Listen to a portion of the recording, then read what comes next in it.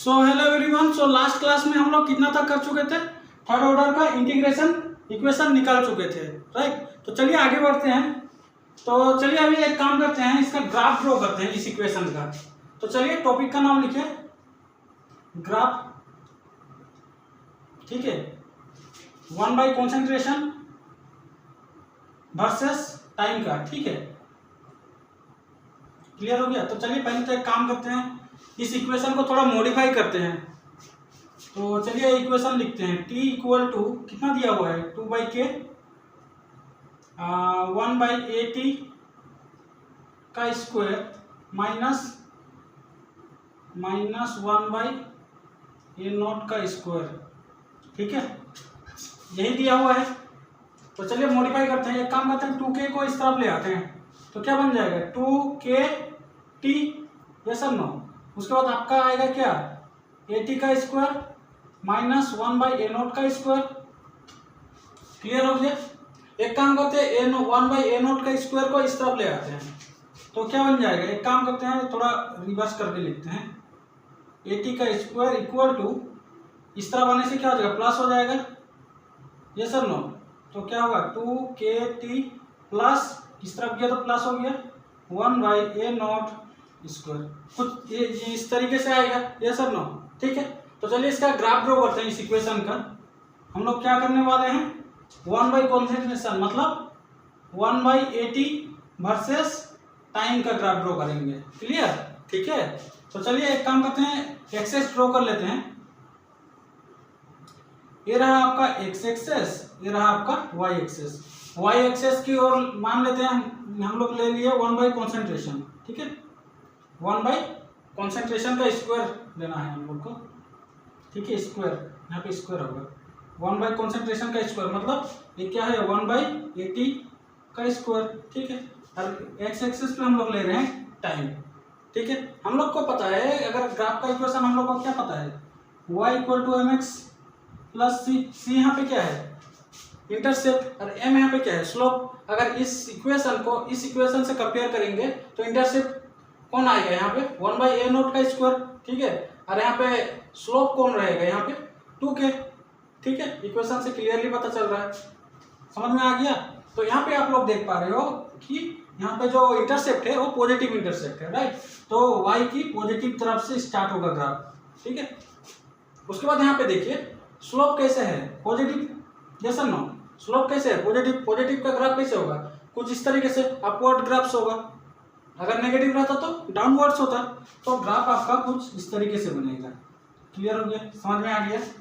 तो ये जो इतना पोर्शन है वाई एक्सेस की ओर ये आपका है इंटरसेप्ट 1 बाई ए नोट का स्क्वायर, समझ में आ गया। और यहाँ पे स्लोप कितना है बोलिए, स्लोप कितना होगा प्लस 2k, यस और नो, प्लस 2k, जिसको कि हम लोग क्या लिख सकते हैं स्लोप को और एक तरीके से टेन थीटा। थीटा यहाँ पे क्या है, थीटा यहाँ पे एंटी क्लॉकवाइज एंगल है, ये वाली एंगल, ठीक है। क्या है एंटी क्लॉकवाइज एंगल। क्लियर हो गया? समझ में आ गया? तो फटाफट से एक काम कीजिए, फटाफट से इसका नोट डाउन कर लीजिए। उसके बाद हम लोग देखेंगे थर्ड ऑर्डर का हाफ लाइफ, ठीक है। तो नोट डाउन कर लीजिए।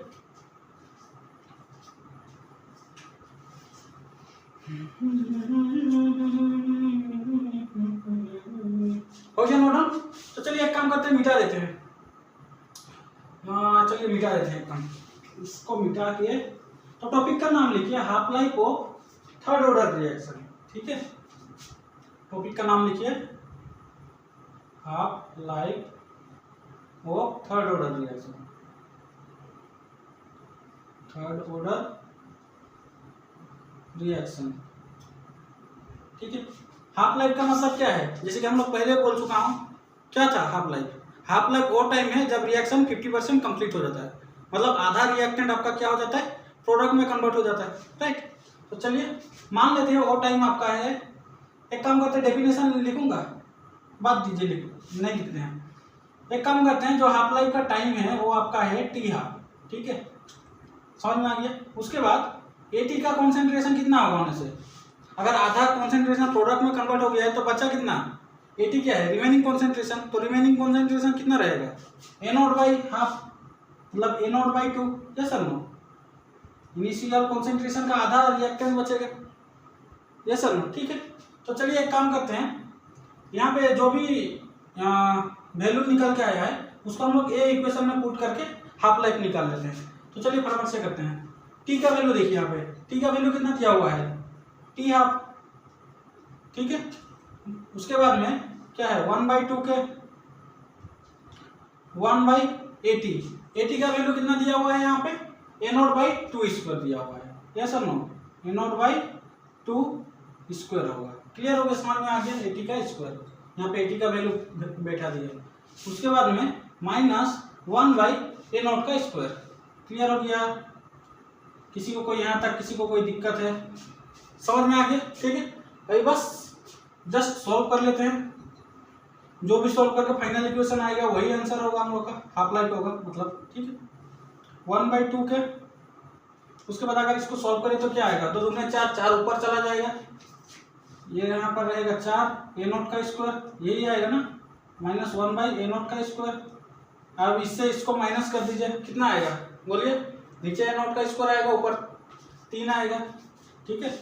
तो चलिए करते हैं, टी हाफ आपका निकल के आएगा 1/2 के इंटू में 4 से 1 गया, कितना हुआ 3, नीचे में रहेगा क्या a0², ठीक है।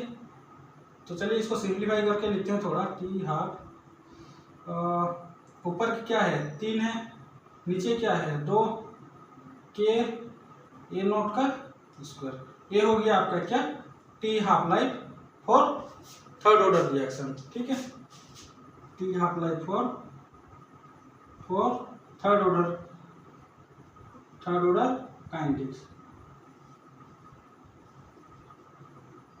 ये भी बहुत ही आसान था ना, ठीक है। तो फटाफट से इसका नोट डाउन कर लीजिए। उसके बाद हम लोग देखेंगे कि nth ऑर्डर को हम लोग कैसे लिखेंगे, nth ऑर्डर काइनेटिक्स के लिए हम लोग इंटीग्रेटेड इक्वेशन कैसे लिखेंगे, ठीक है। तो चलिए फटाफट से इसका नोट डाउन कर लीजिए।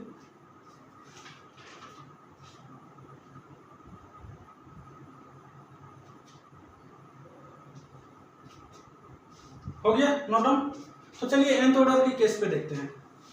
nth ऑर्डर में मैं डेरिवेशन नहीं करूंगा, जस्ट उसका एक फाइनल एक्सप्रेशन को लिख दूंगा, ठीक है। तो चलिए लिखते हैं nth ऑर्डर काइनेटिक्स,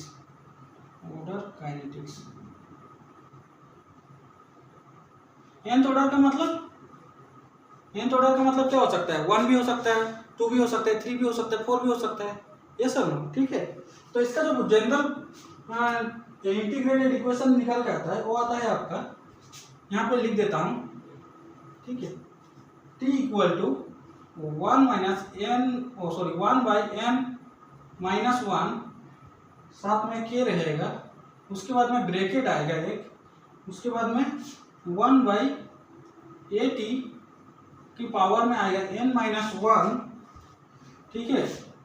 उसके बाद माइनस 1/a0 n-1, ये हुआ आपका क्या nth ऑर्डर के लिए इंटीग्रेशन इक्वेशन, ठीक है। क्लियर हो गया। तो nth ऑर्डर ये जो इक्वेशन निकल के आया है ये बहुत ही यूजफुल है, क्यों, क्योंकि यहाँ इस इक्वेशन को यूज करके आप कोई भी ऑर्डर का इंटीग्रेटेड फॉर्म निकाल सकते हो। जैसे कि अगर आप लोग 0 ऑर्डर की निकालना चाहो इस इंटीग्रेटेड इक्वेशन, तो कैसे लिखोगे, 0 ऑर्डर के लिए n का वैल्यू कितना आएगा, nth का वैल्यू कितना आएगा, 0 आएगा, ये सर नो। तो चलिए वैल्यू पुट करके निकालते हैं 0 ऑर्डर की इंटीग्रेशन इक्वेशन। तो t इक्वल टू यहाँ पे क्या होगा 0, राइट, n का वैल्यू क्या है 0, इस वजह से क्या होगा 1/-k आएगा, ठीक है। उसके बाद में देखिए यहाँ पे देखिए n का वैल्यू 0 है, राइट, 0 - 1 तो 1/80 - 1, ठीक है। उसके बाद में 1/ क्या हुआ a0, ठीक है, 0 - 1 -1, इसको अगर फर्दर सॉल्व करें तो क्या आएगा t माइनस k को हम लोग क्या करेंगे इस तरफ ले आते हैं, ठीक है। तो क्या हो जाएगा kt, माइनस को भी इस तरफ ले आए, ठीक है। क्लियर हो गया। अभी देखिए किसी भी पावर के नीचे अगर कुछ इस तरीके से रहे, ठीक है, a - 1, इसको हम लोग कैसे लिख सकते हैं, ये लिख सकते हैं, राइट। अगर पावर में अगर -1 रहेगा तो ऊपर चला जाता है, ठीक उसी तरीके से इसको भी लिखते हैं। तो चलिए, तो ऊपर में क्या आएगा, AT माइनस A0, ठीक है। तो ये हो गया आपका क्या, जीरो ऑर्डर का इंटीग्रेशन फॉर्म, राइट। इसको तो हम लोग कर चुके हैं ना, ठीक है। मैच कर लीजिएगा, एग्जैक्ट वही निकल के आया है, क्लियर। इसको हम लोग फर्दर सॉल्व करें तो कैसे होगा, AT, उसके बाद इसको इस तरफ ले आते हैं, A0 को A0 माइनस KT, यही आपका था क्या, जीरो ऑर्डर का इंटीग्रेटेड फॉर्म, ठीक है। बट एक चीज यहाँ पे ध्यान रखना, इस इक्वेशन में फर्स्ट ऑर्डर काइनेटिक्स मत लगाना, क्यों, क्योंकि अगर फर्स्ट ऑर्डर के केस पे n का वैल्यू कितना होता है, 1 होता है। तो अगर 1 - 1 क्या होगा, 0 हो जाएगा, तो पूरे इक्वेशन क्या हो जाएगा, 0 हो जाएगा, जिस वजह से यहाँ पे फर्स्ट ऑर्डर काइनेटिक्स नहीं लगता है। तो यहाँ पे नोट डाउन कर लीजिएगा, not applicable for first order reaction, ठीक है, फर्स्ट ऑर्डर रिएक्शन, क्लियर हो गया, समझ में आ गया। तो चलिए, ये तो था आपका क्या, जीरो ऑर्डर काइनेटिक्स के केस पे, ठीक है, जीरो ऑर्डर काइनेटिक्स। तो चलिए एक काम करते हैं, सेकेंड ऑर्डर के केस पे इस फॉर्मूला को अप्लाई करके देखना है, क्या वो एग्जैक्ट इक्वेशन निकाल के दे रहा है। तो चलिए उसे एक बार चेक कर लेते हैं। तो चलिए सेकेंड ऑर्डर के केस पे देखते हैं, सेकेंड ऑर्डर के केस पे क्या होगा, n का वैल्यू कितना आएगा, 2, यस सर नो, n का वैल्यू कितना आएगा, 2, जस्ट 2 बैठा के यहाँ से अपना फॉर्मूला निकाल लीजिए, integrated form of second order को, ठीक है। t = 1 माइनस, यहाँ पे देखिए 2 - 1 कितना हुआ, 1, तो यहाँ पे क्या आ जाएगा, k, क्लियर हो गया। उसके बाद यहाँ पे देखिए 2 - 1 कितना होगा, 1, राइट। तो यहाँ पे आ जाएगा 1/80, क्लियर, समझ में आ गया। उसके बाद 2 - 1 1 चला आया, तो यहाँ पे क्या आ जाएगा, A0, क्लियर हो गया। यही तो था आपका क्या, सेकंड ऑर्डर का integrated form, yes sir no. देख रहे हो, मतलब ये इक्वेशन केवल याद कीजिए, करने से आपका जो भी इंटीग्रेटेड फॉर्म आपको चाहिए वो निकल जाएगा आप इजीली। तो इसको आप लोगों को याद करना है, ठीक है, जस्ट इसको याद कर लीजिएगा, तो ऑटोमेटिकली आपका सारे जो इंटीग्रेटेड फॉर्म रहेगा वो सब इजीली याद हो जाएगा, क्लियर हो गया। तो चलिए एक बार चेक करते हैं थर्ड ऑर्डर के केस पे, क्या है थर्ड ऑर्डर के लिए अप्लीकेबल हो रहा है, चलिए उसी भी देख लेते हैं। सो थर्ड ऑर्डर के लिए देखते हैं, थर्ड ऑर्डर काइनेटिक्स, ठीक है। थर्ड ऑर्डर के केस पे क्या होगा, n का वैल्यू कितना आएगा, 3 आएगा, जैसा ना। तो चलिए अप्लाई करते हैं, t 3 - 1 कितना हुआ, 2, इसका मतलब यहाँ पे क्या आएगा, 2k, क्लियर हो गया। 1/80, यहाँ पे देखिए 2 - 1 कितना होगा, ओ सॉरी 3 - 1 कितना होगा, 2, मतलब स्क्वायर आएगा, -1/A0, उसके बाद में 3 - 1 कितना हुआ, 3 - 1 कितना होगा, 2 स्क्वायर। तो चलिए एक बार मैच कर लीजिएगा यार इस फॉर्मूले से, देखिए एग्जैक्ट वही फॉर्मूला आया है, यस सर नो, ठीक है। तो चलिए एक बार फोर्थ ऑर्डर के केस के लिए भी कर लेते हैं, फोर्थ ऑर्डर। सो फोर्थ ऑर्डर के केस देखिए तो कैसे आएगा, फोर्थ ऑर्डर काइनेटिक्स, ठीक है। तो चलिए करते हैं, तो फोर्थ ऑर्डर के केस में n का वैल्यू कितना आएगा, 4, राइट, n क्या है, ऑर्डर। तो जस्ट यहाँ पे वैल्यू पुट कर दिए और इंटीग्रेटेड इक्वेशन निकालिए फोर्थ ऑर्डर के केस के लिए, t = 4 - 1 कितना होगा, 3, 1/3k, क्लियर हो गया, 1/80। उसके बाद देखिए यहाँ पे 4 - 1 कितना होगा, 3, मतलब यहाँ पे क्यूब आएगा, ठीक है। उसके बाद में A0 हुआ, 4 - 1 कितना हुआ, 3, तो ये हो गया आपका क्या, फोर्थ ऑर्डर का इंटीग्रेटेड इक्वेशन, क्लियर हो गया समझ। ऐसे करते करते आप लोग फिफ्थ ऑर्डर भी निकाल सकते हो, सिक्स्थ ऑर्डर भी निकाल सकते हो, राइट। तो ऐसे ही चलता जाएगा। तो चलिए एक काम करते हैं, हाफ लाइफ का शॉर्ट ट्रिक देख लेते हैं, जैसे कि हम लोग इंटीग्रेटेड इक्वेशन निकालने का शॉर्ट ट्रिक देख लिए, अभी हाफ लाइफ का देख लेते हैं। तो चलिए एक बार फटाफट से इसका नोट डाउन कर लीजिए, उसके बाद हाफ लाइफ के केस देखते हैं, हो गया। तो चलिए इसे मिटा देते हैं। तो अभी हम लोग देखेंगे half life for nth order reaction, ठीक है, half life for nth order reaction, half like for nth order reaction. N मतलब एक टाइप का क्या जनरल ऑर्डर रिएक्शन लिख रहे हैं, राइट, एक जनरल टर्म यूज कर रहे हैं nth, ठीक है, कंफ्यूज नहीं होना है यहाँ पे। तो चलिए देखते हैं इसका जो फॉर्मूला है आपका, मैं डायरेक्ट इसका फॉर्मूला लिख रहा हूँ, T half equal to 2n-1, ठीक है, उसके बाद -1 में आएगा, उसके बाद नीचे आएगा आपका n-1 के a नॉट और पावर में रहेगा n-1। ये हो गया आपका क्या फॉर्मूला हो गया हाफ लाइफ का, ठीक है, फॉर nth ऑर्डर रिएक्शन, एक जनरल फॉर्मूला हो गया हाफ लाइफ का, ठीक है। ये जो फॉर्मूला है वो आपका 1 पे भी अप्लाई हो सकता है, 2 पे भी अप्लाई हो सकता है, 3 पे अप्लाई हो सकता है, मतलब 3-4 में ऐसे चलता जाएगा, ठीक है। जैसे इससे पहले हम लोग क्या देखे थे, इंटीग्रेटेड इक्वेशन में क्या देखे थे, वो फर्स्ट ऑर्डर के लिए एप्लीकेबल नहीं था, बट इस केस में फर्स्ट ऑर्डर के केस पे भी एप्लीकेबल है, ठीक है। तो चलिए देखते हैं 1 बाई 1 करके इसका हाफ लाइफ निकालते हैं। तो पहले चेक करते हैं इसका जीरो ऑर्डर से, ठीक है, zero order half life, zero order का हाफ लाइफ निकालते हैं। तो जीरो ऑर्डर के केस पे n का वैल्यू कितना आएगा, 0 आएगा, यस सर नो, ठीक है। तो चलिए वैल्यू पुट करते हैं। तो टी हाफ इक्वल टू, ठीक है, यहाँ पे देखिए क्या होगा, यहाँ पे बोलिए, 0 बैठाइए, 0 -1, उसके बाद -1, ठीक है, उसके बाद 0 -1 मतलब 0 -1 आएगा, इंटू में k आएगा, ठीक है, a नॉट पावर में क्या आएगा 0 -1। अब 0 -1 मतलब क्या, तो -1 आता है, राइट।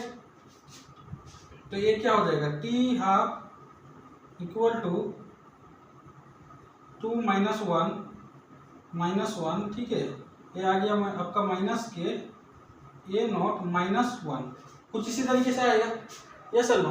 अगर इसको हम लोग फर्दर सॉल्व करें तो कैसे आएगा, 2 की पावर में -1 है, इसको हम लोग कैसे लिख सकते हैं, कुछ इस तरीके से लिख सकते हैं, हाफ, ये सर नो, हाफ लिख सकते हैं, क्लियर, समझ में आ गया, किसी को कोई डाउट। तो चलिए लिखते हैं इसे भी, एक काम करते हैं यहाँ से माइनस को कॉमन लेते हैं, ठीक है, माइनस कॉमन लीजिए यहाँ से, माइनस तो 1 माइनस हाफ, ठीक है, उसके बाद में नीचे क्या आएगा, माइनस के ए नॉट -1, माइनस से माइनस कट गया। अभी देखिए 1 से हाफ गया तो कितना होगा, 1 से हाफ जाने से कितना होगा, हाफ बचेगा, और नीचे क्या है के ए नॉट -1। अब इसको जस्ट रीअरेंज करना है, ठीक है, अगर इसको रीअरेंज करोगे तो कैसे आएगा, ये 1 बाई नीचे 2 आ जाएगा, 2 के, क्योंकि इसके पावर में -1 है, ए नॉट की पावर में -1 है, तो ए ऊपर चला जाएगा, तो ऊपर में चला जाएगा, तो क्या बन जाएगा टोटल, ए नॉट बाई में 2 के आ जाएगा। तो यही तो था आपका क्या हाफ लाइफ था, किसके लिए, first order, sorry zero order kinetics के लिए, ये सर हाफ लाइफ क्या था, ए नॉट बाई 2 के, यही था आपका क्या जीरो ऑर्डर काइनेटिक्स के लिए। देख रहे हो, इस फॉर्मूला को याद करने से आपका ऑटोमेटिकली किसी भी ऑर्डर के लिए हाफ लाइफ निकल पा रहे हो, राइट। तो ये क्या है, बहुत ही ज़्यादा इंपॉर्टेंट है, तो इसे याद करना आप लोगों को बहुत ही ज़रूरी है, राइट, ठीक है। ये तो हो गया आपका क्या जीरो ऑर्डर काइनेटिक्स के लिए। तो चलिए एक बार देखते हैं, चेक करते हैं अपना फर्स्ट ऑर्डर काइनेटिक्स के लिए, क्या है फर्स्ट ऑर्डर काइनेटिक्स में एप्लीकेबल होता है कि नहीं होता है, उसे भी चेक कर लेते हैं। तो अभी देखिए फर्स्ट ऑर्डर काइनेटिक्स के लिए, फर्स्ट ऑर्डर काइनेटिक्स, ठीक है, first half life for first order kinetics के लिए। तो फर्स्ट ऑर्डर मतलब एन का वैल्यू यहाँ पे क्या आएगा, 1 आएगा, ठीक है, 1 आएगा, क्लियर हो गया, समझ में आ गया। तो चलिए देखते हैं, टी हाफ 2, देखिए एन का वैल्यू 1 है, ठीक है, एन का वैल्यू क्या है 1 है, एन का वैल्यू क्या है 1 है, एक सेकंड रुकिए, तो 1 -1 तो 0 हो जाएगा, तो ओवरऑल, ओ सॉरी, ये जो इक्वेशन है, सॉरी, ये जो इक्वेशन है फर्स्ट ऑर्डर के लिए एप्लीकेबल नहीं होगा, क्यों, क्योंकि ये पूरा इक्वेशन 0 हो जा रहा है। देखिए यहाँ पे कैसे करते, क्यों बोल रहा हूँ एप्लीकेबल नहीं होगा, यहाँ पे देखिए, अगर हम लोग 2, ठीक है, ऊपर में क्या है n माइनस वन, अगर इस यहाँ पे अगर हम लोग 1 बैठाए, ठीक है, अगर फर्स्ट ऑर्डर के केस पे n का वैल्यू कितना होगा 1 होगा, तो 1 बैठाएंगे तो क्या 1 माइनस 1 क्या हो जाएगा 0 हो जाएगा, ठीक है। यहाँ पे तो यहाँ पे कुछ भी है, ठीक है, ये है, ये अगर 0 हो जाएगा 2 की पावर में 0 माइनस 1, 2 की पावर में 0, इसका वैल्यू क्या निकल के आएगा, अगर किसी भी नंबर की पावर में, ठीक है, किसी भी नंबर के पावर में अगर 0 होता है तो उसका वैल्यू निकल जाता है 1। इसका मतलब इसका जो वैल्यू निकल के आएगा 1 आएगा, राइट। 1 माइनस 1 से क्या हो जाएगा 0 हो जाएगा, राइट। यहाँ पे ये नंबर है 0 हो जाएगा, मतलब इसका ओवरऑल इक्वेशन क्या आ जाएगा 0 आ जाएगा, यस और नो। तो इसीलिए मैं यहाँ पे बोल रहे हैं कि ये जो इक्वेशन है, जनरल इक्वेशन हम लोग निकाले हैं nth ऑर्डर रिएक्शन की, तो वो यहाँ पे अप्लीकेबल नहीं होगा, ठीक है, फॉर फर्स्ट ऑर्डर रिएक्शन के लिए। फर्स्ट ऑर्डर रिएक्शन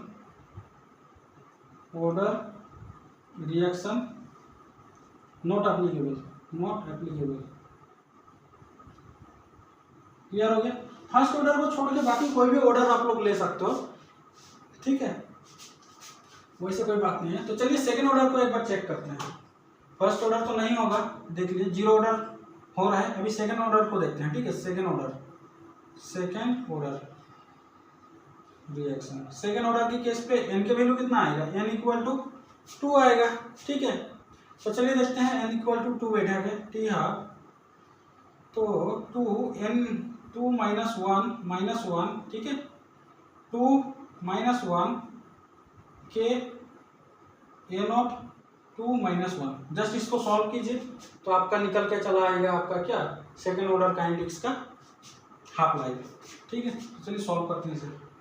2 माइनस 1 तो बचा यहाँ पे ऊपर में क्या 2 माइनस 1 केवल बचा, ठीक है, 2 माइनस 1 बचा के, ठीक है, उसके बाद में ए नॉट, तो नीचे क्या बचेगा ए नॉट, तो 2 माइनस 1 कितना होगा 1, तो आपका जो हाफ लाइफ निकल के आएगा वो आएगा आपका क्या 1 बाई के ए नॉट। कुछ यही था आपका हाफ लाइफ सेकेंड ऑर्डर के केस पे, एक बार कॉपी में मैच कर लीजिए, आपका कुछ यही था ना, ठीक है। तो ये हो गया आपका क्या सेकेंड ऑर्डर काइनेटिक्स के लिए हाफ लाइफ हो गया, ठीक है। तो चलिए एक बार चेक करते हैं थर्ड ऑर्डर के केस पे कैसा आ रहा है, नहीं आ रहा है, उसे भी एक बार चेक कर लेते हैं ताकि कोई डाउट ना रहे हम लोग के। थर्ड ऑर्डर रिएक्शन के लिए कर रहे हैं, तो n का वैल्यू कितना आएगा 3, ठीक है, 3 आएगा, क्लियर हो गया। तो चलिए वैल्यू पुट करते हैं, टी हाफ इक्वल टू 2 की पावर में 3 माइनस 1 3 माइनस 1 के ए नॉट 3 माइनस 1, जस्ट इसको सॉल्व कीजिए क्या होगा, चलिए देखते हैं। 3 से 1 गया कितना होगा 2 आएगा, 2 का स्क्वायर कितना आएगा 4 माइनस 1 डिवाइड में क्या आएगा 2 के, ठीक है, ए नॉट का स्क्वायर आएगा, कुछ इसी तरीके से आएगा, ये सर। तो 4 से 1 गया कितना होगा, 4 से 1 गया कितना होगा 3/2 के ए नॉट का स्क्वायर, कुछ यही आया था आपका क्या थर्ड ऑर्डर के केस पे half life, yes sir no. तो ऐसे ही आप लोग फोर्थ ऑर्डर के केस पे भी निकाल सकते हो, फिफ्थ ऑर्डर के केस पे भी निकाल सकते हो, ठीक है। तो खुद से निकाल लेना, ठीक है। ये तो आपका हो गया क्या general formula for half life, ठीक है। इससे पहले हम लोग क्या देखे थे जनरल फॉर्मूला, मतलब इंटीग्रेटेड फॉर्म देखे थे जनरल वे में, राइट, nth ऑर्डर का, क्लियर। तो फटाफट से इसको नोट डाउन कर लीजिए। उसके बाद एक इंपॉर्टेंट पॉइंट यहाँ पे लिखा देता हूँ, ठीक है।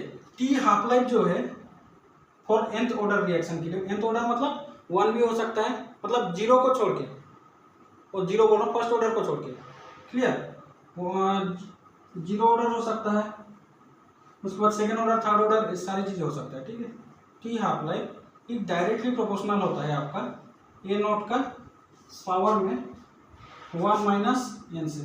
ये एक बहुत ही ज़्यादा इंपॉर्टेंट रिलेशन है, ये आप लोगों को याद करना जरूरी है, ठीक है, क्योंकि क्वेश्चन में कभी कभी दे देता है 2 टी हाफ का वैल्यू दे देगा, उसके बाद एक ए नॉट का वैल्यू दे देगा, उसके बाद बोलेगा कि दूसरा ए नॉट का वैल्यू क्या होगा, उसे फाइंड आउट कीजिए, ठीक है। तो ये भी बहुत ही ज़्यादा इंपॉर्टेंट है, इसको स्टार मार्क कर लीजिए, यहाँ से भी क्वेश्चन चला आता है, ठीक है। तो आज हम लोग क्या देखें, जनरल फॉर्म में देखें इंटीग्रेटेड इक्वेशन का, integrated equation for nth order reaction देखें, उसके बाद हम लोग क्या देखें nth ऑर्डर रिएक्शन का हाफ लाइफ देखें, राइट।